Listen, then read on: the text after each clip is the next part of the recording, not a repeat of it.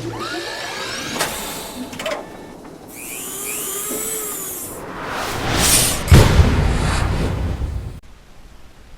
I've got this Polaris.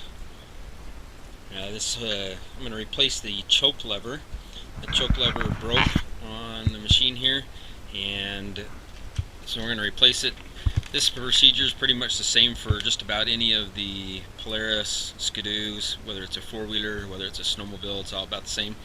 I ordered a new replacement part for it here, as you can see, and this one's for a setup for a dual cable system. I'll show you that when I pull it apart, but hopefully we can pull this apart really quick and put it back together in just a few minutes. Should be an easy fix. Alright, first step is to just undo the retaining ring that holds that in place, and then I don't want to take all the whole plastic off here. I've got enough room. I'm just going to be able to slide this thing out here. So we're just going to reach up in here and grab that choke cable assembly and pull it out, get access to it, and then we can fix it.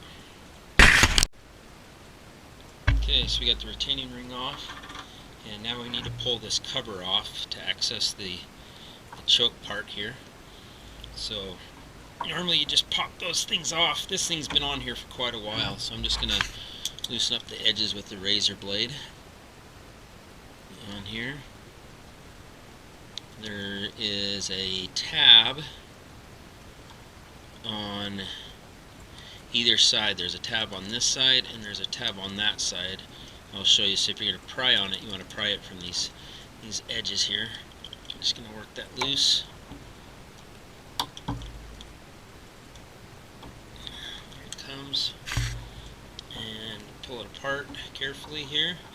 And as we pull it apart, you can see there's the lever. There's a spring. It's not coming out, it's still in there. There's a spring inside of there. And then this is the part that we're going to replace, is this. This little T part broke right here, and that's what we're going to replace. This one just happens to be a single cable choke. If it was a dual cable, one cable would be on one side, one cable would be on the other side. So this is the kit that I bought.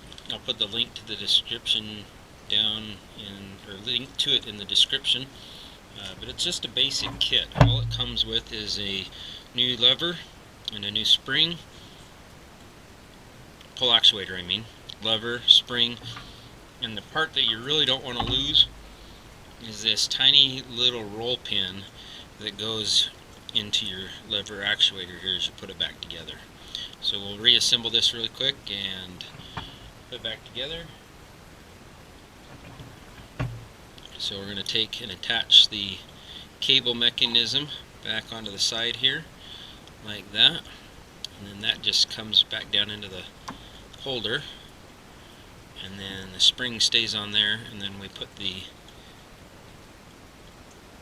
case back over the top, and you have to feed it in through the little hole there, like so.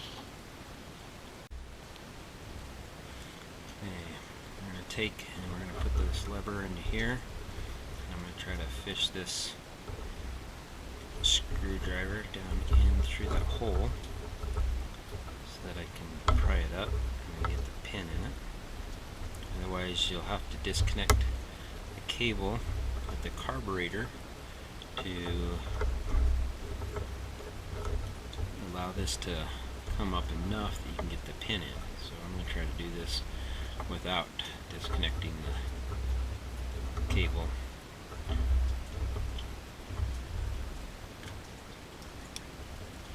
Pull that up a little bit, like so. Hold on to it with a pair of pliers, and then I'll set this on here. See if I can do this with one hand.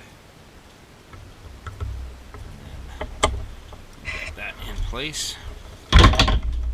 That, and now we just need to work this roll pin down into the slot. So I'm going to slide it right over the screwdriver, and then we're going to just work its way down into that slot, a little bit at a time.